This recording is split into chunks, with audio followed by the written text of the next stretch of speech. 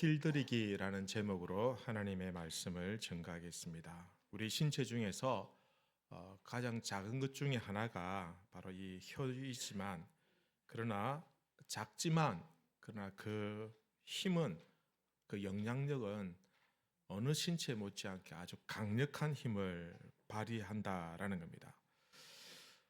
우리가 섬기는 하나님은 말씀으로 천지 만물을 창조하셨습니다. 그리고 하나님께서는 하나님의 형상을 닮아 지은 그 사람에게 이 말의 권세를 주셨어요. 말의 권세와 능력을 함께 허락해 주셨다라는 겁니다.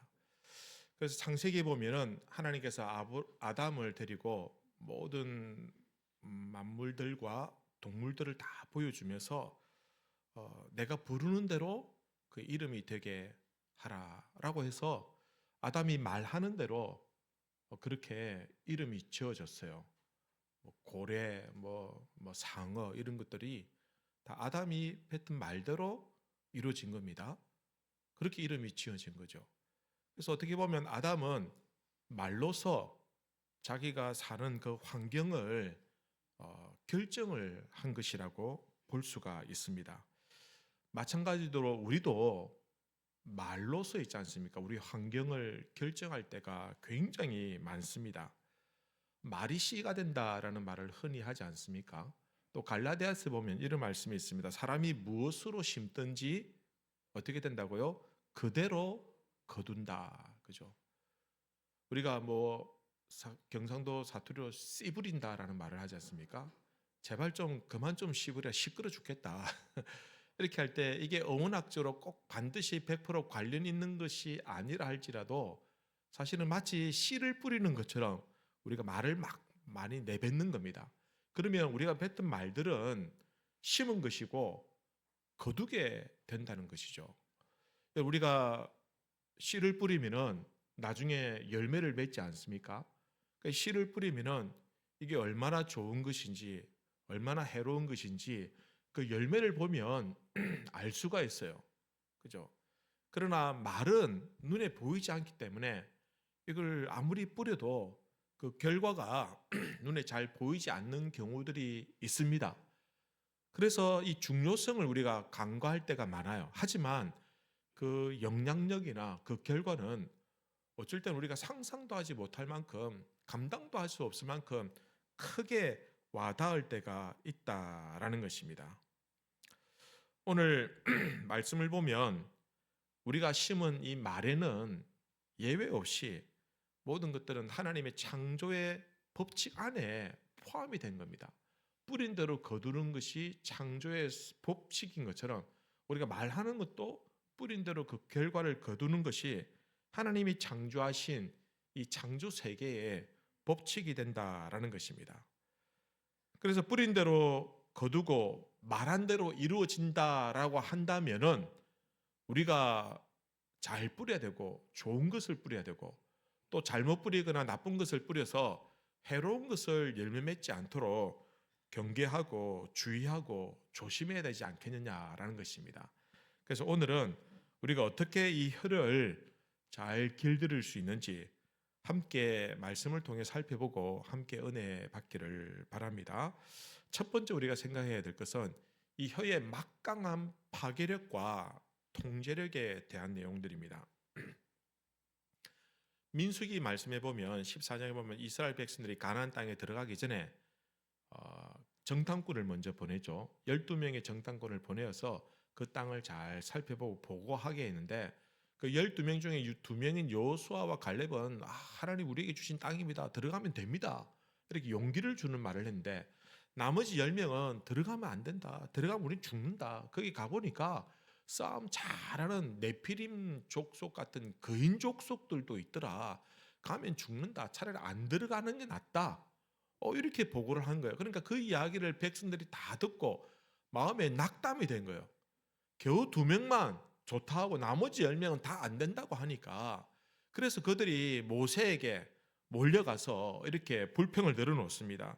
뭐라고 하냐면은 민수기 14장 2절에 보면 이스라엘 자손이 다 모세와 아론을 원망하며 온 회중이 그들에게 이르되 우리가 애굽 땅에서 죽었거나 이 광야에서 죽었으면 좋았을 것을 이렇게 말합니다. 왜 우리를 끌고 와가지고 여기서 부참하게 죽게 하느냐? 차라리 애굽에서 죽는 게 더 좋았다. 차라리 들어가지 말고 여기서 그냥 나이 들어 죽는 게 좋다. 이렇게 원망과 불평을 늘어놓았습니다. 하나님께서 약속의 땅을 선물로 주시려고 다 준비해 놓으셨는데 이 백성들이 불평하고 원망하니까 하나님도 마음이 상하셨어요.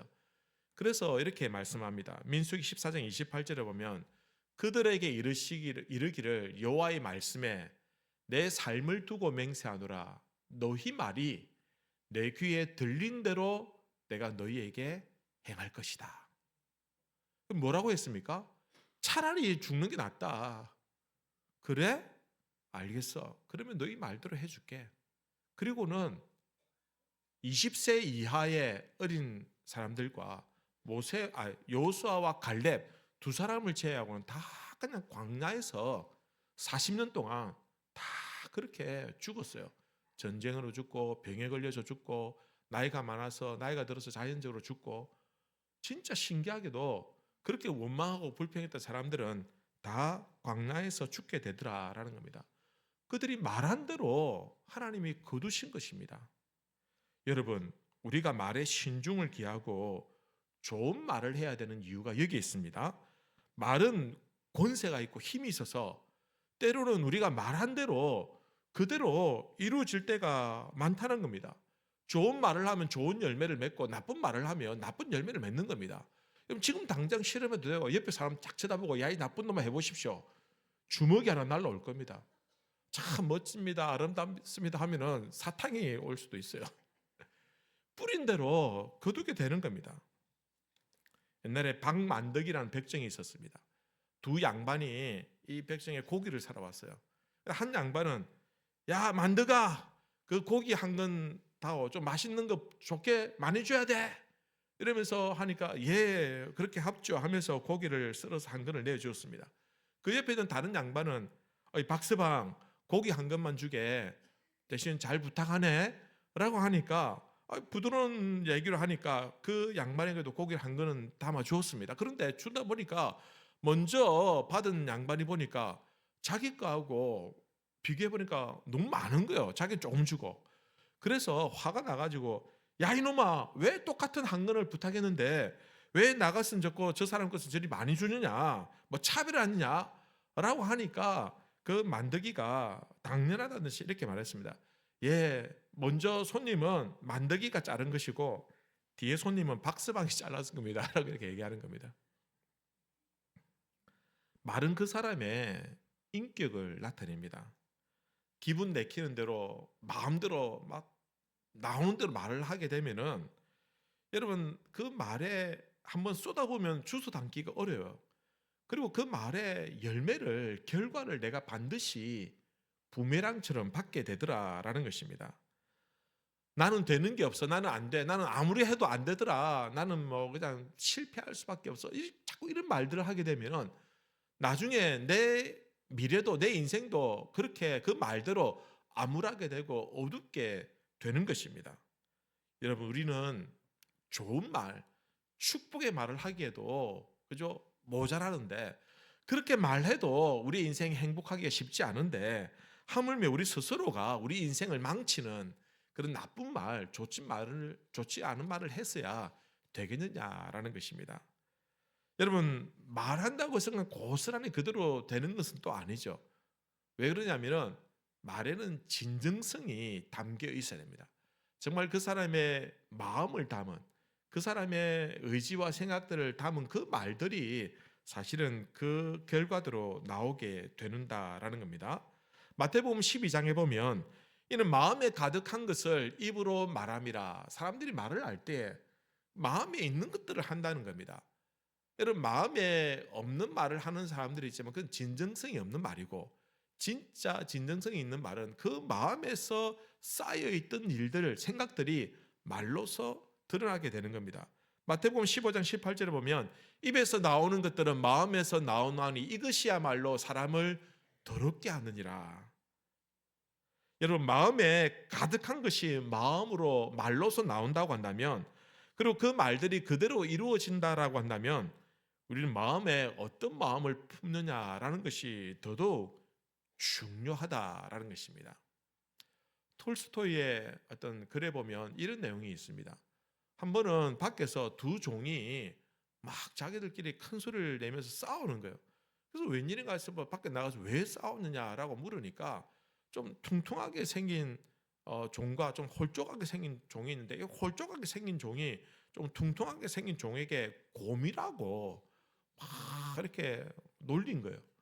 그러니까 좀 뚱뚱하게 생긴 종이 홀쭉하게 생긴 종이, 니는 원숭이 같이 생겨가지고 막 이렇게 맞받아친 거예요.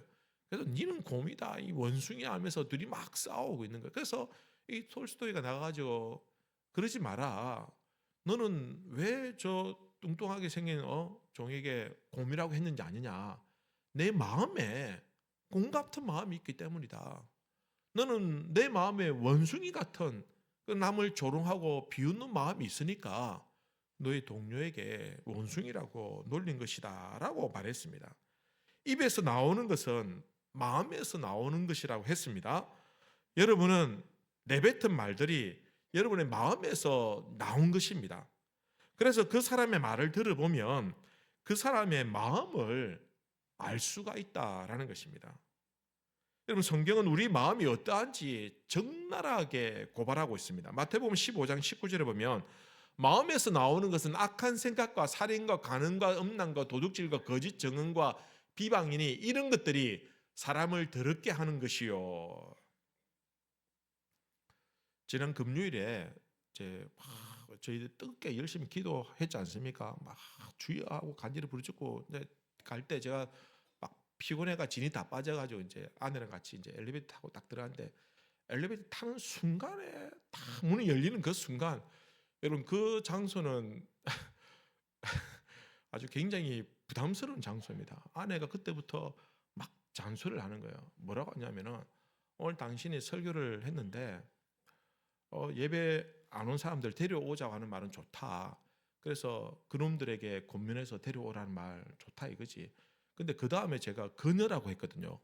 근데 그녀라고 했는 거 알지만 들리기에는 그녀로 들리더라. 목사가 상스러운 말을 했다고 하면서 엘리베이터 열리고 집 문이 열리고 집에 들어갈 때까지 옷이 벗을 때까지 홀이 났어요. 사실 제가 뭐 말 좀 그렇게 원고에 없는 말 하다 보니까 이 이야기는 지금 원고에 있습니다. 조심한다고 해도 말에 실수를 하게 되죠. 그 마음 깊은 곳에 담겨 있는 그 마음의 생각들이 말로서 나오는데, 여러분 누가 여기에서 자유를 사람이 누가 있겠습니까? 야고보금 3장에 보면은, 오늘 우리 읽은 본문에 보면 2절에 이렇게 기록합니다. 우리가 다 실수가 많으니 만일 말에 실수가 없는 자라면 온전한 사람이다. 온전한 사람이다. 우리가 다 불완전하죠. 여러분, 그래서 우리가 실수를 많이 하는 것 같아요. 말 조심한다 해도 어느 순간 우리도 모르게 실수하는 이유가 무엇이냐? 우리는 부족하고 연약하고 나약한 존재이기 때문에, 그죠? 원래 그렇다는 겁니다. 그죠? 우리가 말 조심만 해도 성숙한 사람이다라고 성경은 우리에게 말씀하고 있습니다. 여러분, 말하는 것, 이 혀가 얼마나 중요하냐면요. 오늘 본문에서는 이 혀로 인해서, 이 말로 인해서 사람이 죽기도 하고 살기도 한다라고 말씀하고 있습니다. 오늘 3장 3절부터 6절까지의 말씀을 보면 이렇게 기록합니다. 우리가 말들의 입에 재갈 물리는 것은 우리에게 순종하게 하려고 그 온몸을 제어하는 것이라. 또 배를 보라. 그렇게 크고 광풍에 밀려가는 것들을 지극히 작은 키로서 사공의 뜻대로 운행하나니, 이와 같이 혀도 작은 지체로 돼 큰 것을 자랑하도다. 보라, 얼마나 작은 불이 얼마나 많은 나무를 태우는가. 혀는 곧 불이요 불의의 세계라. 혀는 우리 지체 중에서 온몸을 더럽히고 삶의 수레바퀴를 불사르나니 그 사르는 것이 지옥불에서 나느니라. 여러분, 말 한마디 잘못하면 온 산을 다 태우고 그 작은 불이었지만 홀라당 다 태울 뿐만 아니라 그 불이 지옥불과 같다. 말이 우리를 지옥과 같은 곳으로 몰아넣는다라는 것입니다. 성경은 이 혀에 대해서 세 가지 비유로 재갈과 키와 불로서 이렇게 설명해 주고 있습니다. 여러분, 아무리 야생마라 할지라도, 그 거대한 말이라 할지라도, 그것을 날뛰고 뛰어논다 할지라도 그걸 통제하는 것은 그 손에 그 재갈로 통제할 수 있는 것이죠. 아무리 집체 몇십만 톤 되는 큰 배라 할지라도 선장의 그 앞에 있는 작은 키로서 그 모든 것을 통제할 수 있는 겁니다. 여러분, 효도 조그마한 성냥불 같은, 그죠, 조그만 불이지만 홀라당 다 모든 것들을 태울 수 있다라는 것입니다. 그러니 그만큼 이 성경에서 말하는 이 혀, 이 말의 영향력이 막강하고 그 파괴력은 어마어마하기 때문에 이것을 잘 다스리고 통제해야 된다. 그런데 근본적으로 우리 속에는 더러운 생각들이 잔재해 있기 때문에 우리가 아무리 힘쓰고 애써도 우리 입에서 나오는 말들이 더러운 말들이고, 오늘 말씀에서는 쉬지 않은 악이요 독이다라고 성경은 말씀하고 있다라는 것입니다. 짐승은 길들일 수 있다는 겁니다. 물고기도 길들일 수 있다는 겁니다. 하지만 사람의 이 혀는 그는 누구도 능히 길들일 수 없다라고 말씀하고 있습니다. 오늘 7절 8절 보시면 여러 종류의 짐승과 새와 벌레와 바다의 생물은 다 사람이 길들일 수 있고 길들여 왔거니와 혀는 능히 길들일 사람이 없나니 쉬지 않은 악이요 죽이는 독이 가득한 것이다. 참 무서운 말씀 아닙니까? 그죠? 여러분, 우리가 말하는 이 말이, 이 혀가 여러분 우리의 인생의 방향을 결정하고 좌우합니다. 여러분, 이미 말씀드린 대로 첫 번째는 이 말에는 권세가 있어서 우리가 내뱉은 말이 씨앗이 되어서 열매를 맺기 때문입니다. 심은 대로 거둔다는 것입니다. 두 번째는 하나님께서 우리의 말을 들으시고 그 말대로 행하시기 때문에 이 말은 우리의 인생을 방향을 결정짓는 것입니다. 세 번째는 혀는 작은 것이지만 우리의 전 인격의 삶의 방향을 조정하는 강력한 힘을 가졌기 때문에 이것은 우리의 인생을 결정하는 것입니다. 마지막 네 번째는 혀로 인해서 사람을 살리기도 하고 죽이기도 하는 것입니다. 여러분, 미국의 백악관의 트럼프가 한마디 말해야 한다고 해서 그 말 때문에 지구 반대편에서 수천 명이 수만 명이 무고한 희생들이 죽어가게 되더라는 것이죠. 옛날에 임금이 화났다고 해서 말 한마디로 그냥 신하들 다 그냥 죽여버리고 온 가문을 말살시키는 그런 일들도 있더라는 것입니다. 오늘날 판사님들이 재판을 할 때 신중하게 그때 내리는 그 판결문이 사람을 살리기도 하고 죽이기도 하는 것입니다. 그들만 말합니까? 그들만 결정합니까? 우리도 말하고 우리도 결정할 때가 있지 않습니까? 우리도 작게는 가정에서, 크게는 직장에서, 어느 곳에서 우리도 말하고 결정하고 우리 말의 영향력들이 주어진다고 한다면 정말 이것은 파괴적인 힘을 가지고 있기 때문에 정말 조심하지 않으면 어마어마한 좋지 못한 결과를 가져오더라라는 것입니다. 그래서 항상 말 조심해야 된다라는 것입니다. 혀를 길들이지 못하는 사람들은 그 짓는 죄가 엄청난 파괴력과 통제력을 가지고 있기 때문에 우리 인생의 방향을 좌지우지하기 때문에 많은 사람을 살리기도 하고 죽이기도 하기 때문에 정말 경계하고 주의해야 된다라는 겁니다. 어떤 한 연예인이 자기 여자친구가 세상을 떠났다는 그 충격에 자기도 이 슬픔을 이기지 못해서 자살을 시도했습니다. 그런데 다행히 빨리 발견해서 살려냈어요. 근데 이게 기사화된 거예요. 근데 기사화됐는데 그 댓글에 왜 살아 돌아왔냐, 다음에는 꼭 성공해라, 이런 초딩이니까 초딩. 근데 결국은 나중에 또 몇 달 뒤에 또 자살을 해가 결국은 죽더라는 것입니다. 말을 할 때 정말 생각을 많이 하고 해야 됩니다, 여러분. 자칫 잘못하면 내가 사랑하는 가족, 내가 사랑하는 자녀들에게 평생 씻을 수 없는 그런 상처를 남기게 되기도 하고요. 우리가 매주일마다 이렇게 참 교회에서 교제하고 만나고 이렇게 하는 형제 자매들, 우리 성도들에게도 정말 깊은 상처를 줄 수가 있다라는 것입니다. 여러분, 특별히 우리 성도들 간에도 친할수록 말을 좀 조심해야겠다라는 생각을 하게 됩니다. 정말 친할수록 더 존중해서 조심스럽게 말을 해야 됩니다. 그럼 교회 안에서 부를 때도 뭐 이렇게 직분으로 부르시면 좋겠어요. 그죠? 뭐 누구야 이렇게 하는 것보다는 저보고도 오빠야라고 하지 마십시오.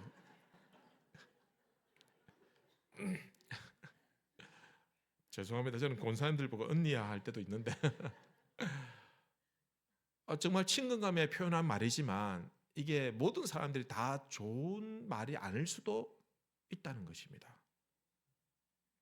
내가 듣기 싫은 소리는요, 남도 듣기 싫어요. 남이 내가 듣기 좋은 소리는 남도 듣기 좋은 소리입니다. 그래서 정말 우리가 말에 신중을 기하고 조심해야 된다.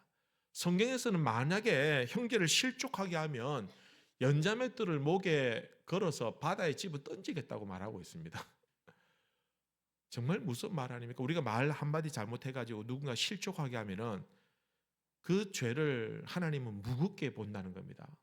여러분, 연자맷돌 메고 바다에 들어가서 살아나올 사람이 있겠습니까? 그러니 그만큼 실족하지 않도록, 그죠? 특별히 우리가 경계해야 될 것은 당사자가 없는 자리에서 칭찬하는 것은 얼마든지 하셔도 되지만 좀 뒷담화 같은 거죠. 그런 것들도 참 조심해야 된다라는 것입니다. 여러분, 그런 비난들이 그 공동체를 병들게 만들고, 병든 공동체는 더 이상 생성적이고 좋은 생명의 역사가 나타나지 않습니다. 결국은 다 함께 몰락하게 되고 다 함께 망하게 되는 겁니다. 여러분, 흉기보다 더 깊고 지울 수 없는 상처가 이 새치 혀에서 나온다는 것입니다. 남들만 병들게 하는 것이 아니라 내 자신도 병들게 만들어버립니다. 내가 그렇게 좋지 못한 말을 하면 그 말은요, 달콤하고 재미가 있어요. 신이 나요. 그래서 한번 빠지게 되면은 계속해서 비난하는 사람이 되고 계속해서 헌담하는 사람이 되고 결국은 내가 그런 사람이 된다라는 것입니다. 그래서 이 혀를 길들여야 됩니다. 여러분, 오늘 말씀에서는 두 번째로 우리가 어떻게 하면 그럼 혀를 길들일 수 있을까에 대해서 한번 생각해 보도록 하겠습니다. 첫 번째는 여러분, 말씀으로 가득 채워야 된다라는 것입니다.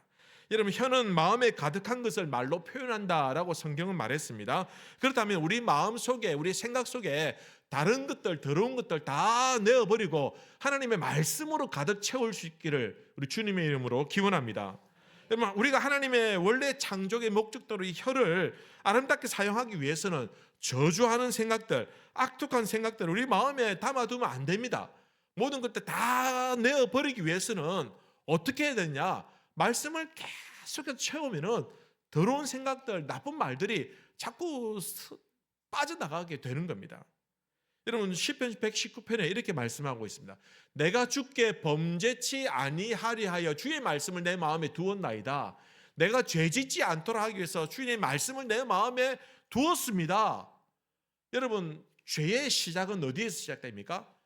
말에서, 생각에서 시작되는 거예요. 생각에서 말로서 행동으로 나타나는 겁니다. 그러니 내가 죄를 범치 않기 위해서는 내 마음속에 있는 모든 죄악들이 말씀에 다 밀려 빠져나가도록 하기 위해서는 말씀을 많이 읽고 말씀을 묵상하고 말씀을 나누고 말씀을 많이 듣는 게 가장 좋은 방법이다라는 것입니다. 여러분, 우리는 이 죄를 짓지 않도록 말씀을 마음에 많이 담아둬야 됩니다. 우리가 뭐 입냄새 제거하기 위해서 양치질도 하고 끔도 씹고 또 뭘 먹기도 하고 이렇게 하지 않습니까? 그럼 우리 혀를 잘 다듬기 위해서 우리도 노력하셔야 됩니다. 이 혀를 다듬기 위해서 노력하셔야 돼요. 여러분, 이 혀를 통제하기 위해서 뭐 병원에 가고 상담을 받으러 가고 그런 분들 없잖아요. 내 외모를 아름답게 꾸미기 위해서 살도 빼고 다이어트도 하고 몇십만 원짜리 몇백만 원짜리 약도 먹고 뭐 눈도 째고 꾸미기도 하고 땡기고 밀고 다 하잖아요. 여러분, 집에 애완견이 아프면 어떻게 합니까? 병원에 데려가잖아요. 여러분 어디 출타하면은 집에 애완견 묶어둡니까? 보통 어떻게 합니까? 뭐 또 무슨 애완견 호텔이라는 곳에 데려가가지고 거기서 며칠 동안 돈 주고 맡겨놓잖아요. 우리는 우리 혀가 병들고 우리 혀가 문제가 있으면 아무런 조치도 취하잖아요. 우리가 잘 다듬고 잘 통제한 혀와 아무것도 하지 않고 방치한 혀는 우리가 어떤 사람인가를 고스란히 그대로 보여줍니다. 내가 잘 길들이고 다듬은 혀는 나를 인격적으로, 나를 훌륭한 사람으로 비춰지지만, 그러나 아무것도 하지 않고 방치한 혀는 나를 형편없는 사람으로, 인격이 불량한 사람으로 보여준다라는 것입니다. 여러분, 혀는 더러운 사람을 아름다운 사람으로 만들 수도 있고 아름다운 사람을 더러운 사람으로 만들 수도 있습니다. 그러니 항상 우리가 말에 있어서 신중을 기해야 된다라는 겁니다. 두 번째는 격려하는 말을 해야 됩니다. 여러분, 가장 아름다운 말은 상대방을 비난하거나 조롱하는 말이 아니라 격려하는 말입니다. 여러분, 좋은 리더는 충고도 하고 또는 책망도 하겠지만, 그러나 꼭 반드시 격려하는 리더가 좋은 리더다라는 것입니다. 왜냐하면 격려는 결과물을 가지고 그렇게 칭찬하는 것이 아닙니다. 존재 그 자체를 가지고 격려해주고 칭찬하는 것 아닙니까? 그러니 결과물은 좀 부족하고 형편없어도 그냥 그의 존재 자체 그 가치를, 그 노력을 귀하게 여겨서 격려해주고 칭찬해주면 다음에는 더 좋은 결과들을 맺게 된다라는 것입니다. 예수님께서도 격려를 잘하셨어요. 예수님께서 베드로가 성질도 급하고 말도 함부로 하고 막 그렇게 하지 않습니까? 근데 이 베드로가 나중에는 예수님도 부인해가 3번이나 부인하고 저주의 말까지 할 그 베드로인데도 예수님께서 그거 보지 아니하고 너는 반석이 될 것이다, 너는 이제 시몬이 아니고 베드로가 될 것이다 라고 격려해 주셨어요. 그래서 이 베드로를 통해서 초대교회가 든든하게 세워져 나가지 않았냐라는 것입니다. 여러분, 우리가 좋은 말을, 격려를 들으면 정말 그 사람이 말한 대로 이루어질 때가 많습니다. 격려는 잠재 능력을 일깨우는 촉매제와 같은 역할을 합니다. 그래서 격려하는 많은 사람들의 말을 듣고 용기를 내서 더 힘있게 살아가는 사람들이 많더라라는 것입니다. 여러분, 결과를 보고 사람을 비난하지 말고 그 존재 자체가 귀한 것으로 여기고 여러분 많이 칭찬해주고 격려하는 우리 성도님들 되시길 바랍니다. 여러분, 링컨이 노예 제도로 인해서 많은 사람들의 비난을 받고 공격을 당했습니다. 그의 적들이 너무너무 많았어요. 심지어 남북 전쟁까지 일어났지 않습니까? 근데 결국은 링컨 대통령이 암살을 당해 죽게 되는데 그의 소지품을 보니까 자기의 이름이 새겨져 있는 손수건이 하나 있었고, 그리고 아이들이 사용하는 커트칼이 하나 있었고, 그리고 지갑 안에는 기사를 오려낸 종이가 있는데 그 기사 내용이 보니까 이런 기사가 있었습니다. 아브라함 링컨은 역대 정치인 중에서 가장 최고의 정치인이다 라는 기사를 싹 오려가지고 그걸 다 가슴에 품고 있는. 그래서 공격을 당할 때마다, 상처를 입을 때마다, 낙심될 때마다 그걸 꺼내 들고는 자기를 격려한 그 기사를 보고는 힘을 내고 용기를 내지 않았을까라는 겁니다. 저도 저의 지갑 속에 뭘 꺼내가 하고 싶은데 그런 기사가 하나도 없어요, 저는. 여러분, 우리 구역장을 위해서 많이 격려해 주십시오. 우리 장로님들 격려해 주시고, 여러분, 우리 교회를 섬기는 분들 좀 실수할 수도 있고 부족할 수도 있지만 그러나 격려해 주시면 힘을 내서 용기를 내서 더 잘할 수 있지 않겠냐라는 겁니다. 마지막 세 번째는 성령으로 길들여야 된다라는 것입니다. 여러분, 혀를 길들일 사람은 없다고 성경은 분명히 얘기했습니다. 그러니 우리 힘으로는 안 된다는 것이죠. 그러니까 성령의 힘으로, 성령의 능력으로 이 혀를 꽉 붙들어서 통제하고 길들여야 된다라는 겁니다. 여러분, 성령 충만하고 성령에 의해서 지배되는 그 마음에서 나오는 말들은 여러분 비난하는 말이 될 수가 없습니다. 칭찬하고 격려하는 말이지 않느냐라는 겁니다. 여러분의 혀보다 더 강력한 성령의 능력을 여러분 믿으시길 바랍니다. 어떤 혀라도 성령에 붙들리게만 한다고 한다면 귀하게 사용되는 겁니다. 여러분, 베드로가 예수님을 저주하는 그 더러운 혀를 가지고 있었지만 그가 성령이 충만할 때, 그가 나중에 하나님의 말씀을 선포할 때 그를 통해서 3,000명이 회개하고 도는 역사들이 일어나더라라는 것입니다. 여러분, 고린도전서 12장에 보면 이렇게 기록합니다. 성령으로 아니하고는 누구든지 예수를 주시라 할 수 없느니라. 예수님을 주라고 할 수 있는 것은 성령께서 그 마음을 주셨기 때문이다 라는 것이죠. 여러분, 예수님이 여러분 구주이신 줄로 믿으십니까? 아멘이라고 한다면 그 말이 여러분의 의지나 그러면 여러분의 기분에 의해서가 나온 말이 아니라 성령께서 심어주신 줄로 믿습니다. 그러니 이미 여러분들은 성령의 통제를 받고 있는 거예요. 그러니 더 완벽하게, 더 철저하게, 더 충만하게 내가 성령의 충만함을 입고 성령의 지배를 받도록, 성령이 내 마음을 다스리도록 여러분들 온전히 맡기시는 우리 성도님들 되시길 바랍니다. 예수 그리스도를 주라고 고백한 입술은 성령에 길들여진 입술입니다. 저주하던 혀와 저주하던 입술이 회개하고 변화시키는 것은 성령에 붙들릴 때라는 것입니다. 여러분, 우리의 입술이 성령에 의해서 통제되고 우리의 입술에 파수꾼을 세우고 더럽고 추악하고 나쁜 말들 다 걸러내고 하나님 기뻐하시는 격려하고 사랑하고 축복하는 말들을 할 수 있게 되길 바랍니다. 여러분, 우리의 어느 생활에 정말 신중을 기합시다. 이 말이 사람을 살리기도 하는 것입니다. 사람에게 용기를 주시기도 하고 역사를 일으키기도 한다라는 겁니다. 여러분, 우리가 훨씬 더 책임감 있는 이 어느 생활을 통해서 우리가 성령의 말을 하고, 여러분, 그 우리의 내뱉는 말을 통해서 우리 가정이, 우리 교회가 더욱더 건강하고 아름다운 그런 신앙 공동체가 되시기를 우리 주님의 이름으로 기원합니다. 이 시간 다 같이 한번 기도하십시다.